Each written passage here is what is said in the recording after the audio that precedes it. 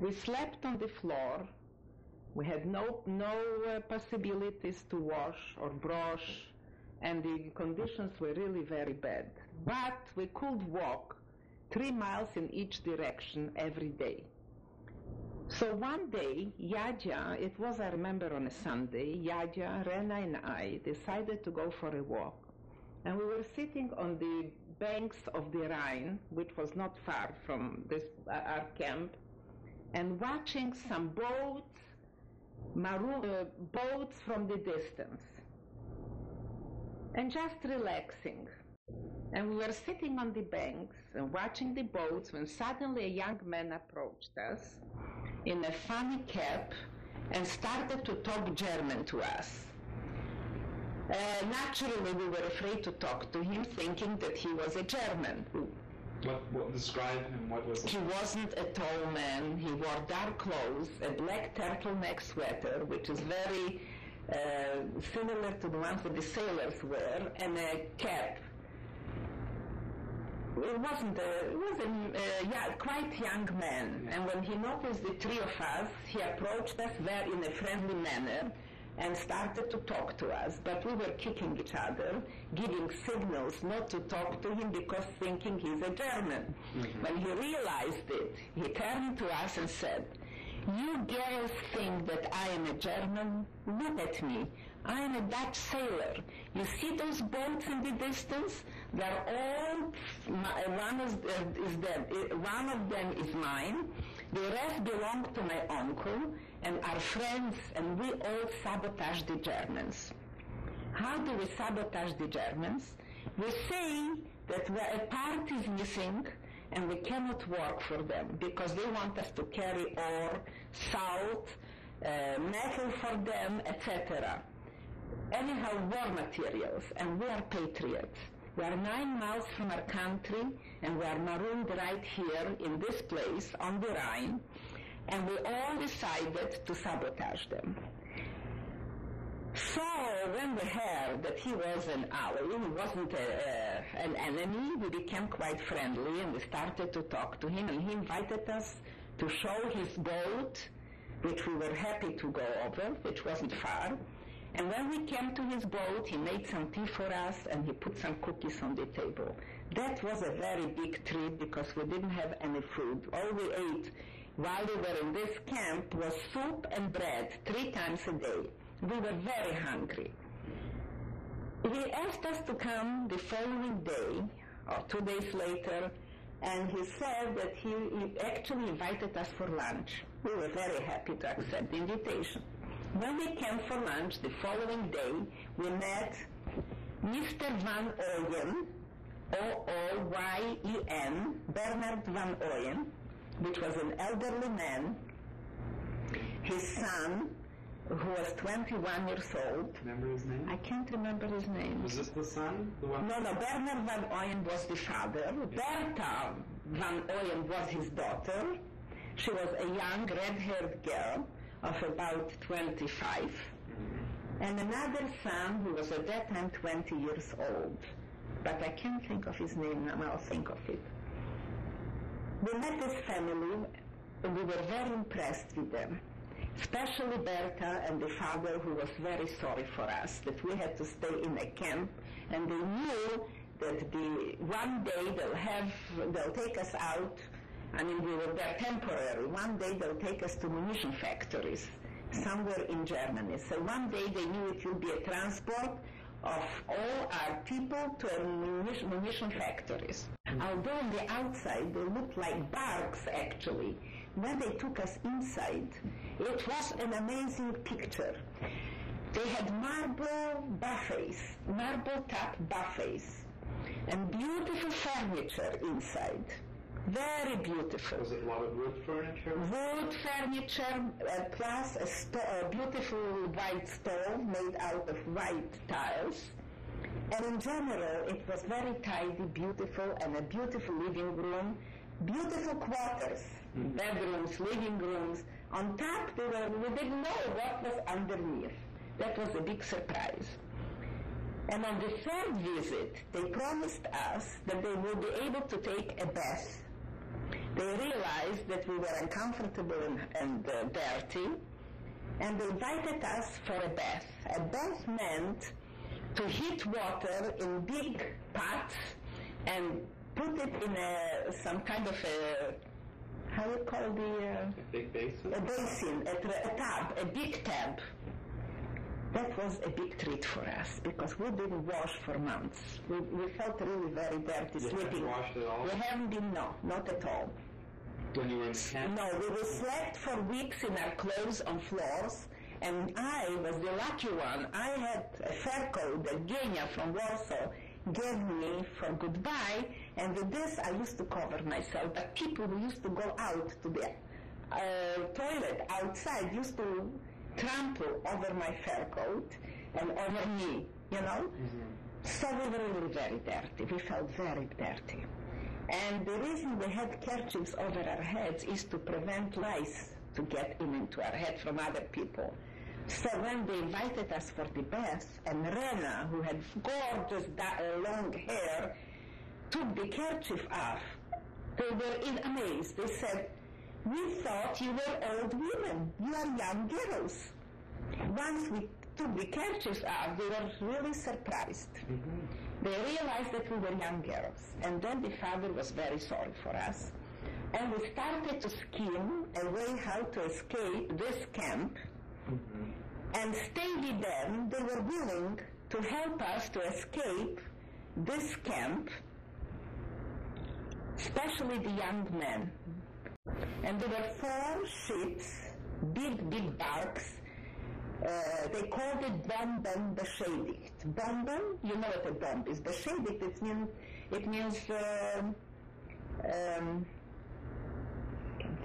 beschädigt, it means broken or something that cannot work. How do you say? Unfunctional. Yeah. Because of a bomb that fell, Yeah. made, bomb damage. That's it, Yeah. bomb damaged. Because it was a bomb damage, and in reality it wasn't. But they didn't want to work for the Germans. So after and we became very friendly. We used to visit them very often. Luckily enough, it wasn't far from our camp, and we were allowed to walk, as I said, 3 miles in each direction. Yeah. Anyhow, since we became very friendly with this family, and since another ship joined them, young sailors, and they decided between themselves if they'll have 3 Polish girls helping with the chores around the ships, that will be very good for them. So they told us that they had a plan for our escape from the German camp because any day might be a transport, but we would have to stay if ever there was an alarm. I mean, if ever Allied planes or German planes would bomb, we were not allowed to show ourselves on the deck. If the ships would go down, we would have to go down with the ships. It means not to appear on the decks because the farmers might notice us, and the farmers already knew how many people were on the boat there, so it might be suspicious and dangerous. And we agreed to that. And indeed, many times they were Allied, we used to see the place. We had to go down all the way to the deck, down below, and stay there, which was a terrible experience, I must say. So what was how did you escape from? So one morning we got up, or afternoon. I remember the young fellows were waiting for us, and we somehow sneaked out with the few things we had that we put on ourselves. And the fur coat, I remember I made a little bundle out of it under my arm, so people around, even the Polish people around, shouldn't be suspicious. There wasn't a roll call or anything? Nothing. There were thousands of people, thousands of young Polish people, men and women together. No children, because the children we were separated. The older people and the children were taken to the countryside near Poland. The young Polish people were taken to Germany, either to work in munition factories or to work on farms, because they needed people, they needed workers. When we came there, They seemed to be very friendly in the beginning because they needed some help. They took us in and they gave us a bedroom, but they separated us. I was on one boat, Rena was on another boat, and Jadzia was on a third boat. Rena was with this Berta and her father. I was with Bernard and his cousin, who joined him later, on their boat. And Jadzia was on another boat. So they didn't bother us. We had our quarters. They were quite nice to us in the beginning. What language did you speak? They spoke Dutch and we spoke German. But at the table, they spoke so much Dutch that we used to understand. We started to understand them. We couldn't speak, but if they spoke about us, we could understand. Dutch was very easy to understand. But we communicated with them in German. After a while, 3 more boats joined the Bombenbeschädigt, what was called. There were 8 already, 8 boats. And more sailors came, which meant more and more work for us. Every day we had to polish the tops of the tables and wash the stove and wash the floors. We couldn't wash the floors on top of the deck, but underneath we had to do really heavy work. And they used to joke and laugh at us because we weren't really good at this. Neither Rena nor I, because we never cleaned. We never did such heavy work. You know, so they used to joke, and we understood all the jokes about us, which was very painful. Rena, for instance, used to go to the kitchen to bring some dishes, and suddenly, boom, we heard a plate fall on the floor, and everybody was outrageous there in their own, between themselves. Oh, the Polish girl broke another plate. We understood. They didn't even realize that we understood what they were talking. She was very clumsy, Rena. And we had to suffer because of her. And then when more and more people arrived, more young sailors, they came to the old father and they said, "Why did you take the 3 Polish girls? Do you know how you endangered all of us? If they ever find out that we are hiding 3 Polish girls that escaped from this camp, they will liquidate our boats. And those boats are $1 million boats. That's their livelihood. Why did you do it?" So as time passed, they became more and more hostile toward us. And one day, one of the young Bernard Owen, who used to go once a week to Aachen was the headquarters for all those cards, the food cards, to pick up some cards, he came back. And he said, while he was sitting waiting for the cards, he overheard a telephone conversation that the boats, to watch the boats because they suspect there are some Polish girls on the boats. And he rushed back to tell them the news. So they all got scared. If it was the truth, if he said the truth or not, or it was skimmed, I don't know. That after staying there for a month, where we found a haven actually, in spite of the heavy work, in spite of their kidding us, and so on, at night we would sit and sing, all of us, It was a peaceful life, and we could sleep in bed. That was the main thing. And we had a meal. It wasn't a fantastic meal, but it was a meal. We were happy to have a roof over our heads and a shelter. Occasionally at night, they allowed us to go and walk on the deck. Occasionally. We would go up and walk up and down to get a bit of fresh air because we were always inside. And more work piled up. We had to, like long underwear, we had to darn, and we had to clean, and the sacks to wash, and pots and pans for everybody. All the other boats would bring their dishes. We had to do. We were working like maids, very hard, really. And I remember Christmas. Now I remember Christmas Eve and New Year's there. We spent on the boat. And Rena had a beautiful voice. And after supper, we would all gather there. Either we would listen to records, or Rena would sing. And her famous song was, "Na na, lichtige Nacht, na ri ri ra ra, na ra ri ra ra ra." They loved when she used to sing it. Really, she sang beautifully. because she was going to the Conservatory of Music before war broke out, and she has a good voice, you know. So that was they were our evenings. Very nice. I must say one thing about them. They behaved very well toward us. And they were young, we were young. They could do anything, you know. Yeah. But I must say that they were gentlemen. Really gentlemen. I know Rena hadn't started to, was falling in love with this young Bernard Van Ooyen, son of this guy, you know. They were like, you know, we had our attachment. As we started to have our attachment, you know, because we couldn't help it. We were young people thrown together in a certain situation. So, but that was finished very fast with the idea that he came back and he said that he overheard the Germans talking about them hiding Polish girls. And that they were already disillusioned in us too, because we weren't the workers they expected we would be, you know, and we were breaking dishes like Rena was breaking dishes, and they had to share the food with us, and the other people scared them that if they really find us, they will liquidate, you know, the boat, take the boat away, which they really got scared. And so one morning, we got up after breakfast.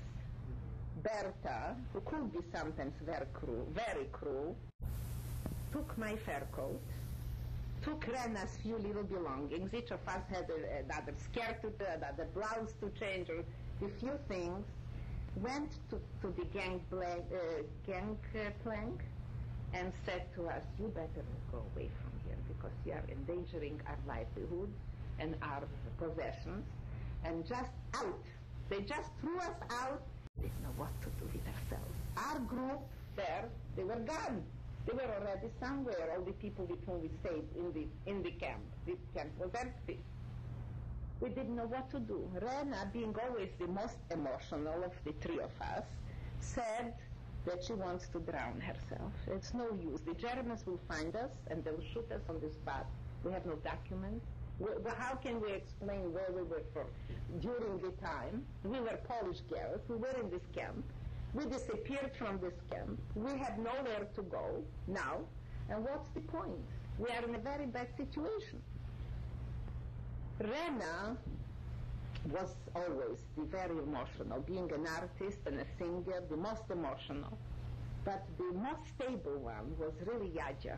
You know, I was like in between. But Jadzia was the stable one. And she said, don't be silly. To die, we have always time. To die, you have always time. You have to try to live and do your best, make the best out of the situation. So let's walk. Let's just walk through fields. Nobody will catch us in a field. On streets, they might catch us. So we were walking aimlessly. When we heard somebody come, since there were always ditches around, the whole countryside had always ditches because of the war. When we heard somebody walk from the distance, we would hide in ditches. We heard the person pass. After a while, we would come out and walk and walk and walk. One day, during our walk... How did you eat there? We didn't eat. We were very hungry. One day, we had nothing to eat. We carried a few belongings. We didn't know where to go, what to do with ourselves. But we had a little bit of luck. One day, as we were walking, we saw a fellow. We didn't hide because we somehow realized he was also European, one of the slave laborers that was taken. He was from Yugoslavia, this man.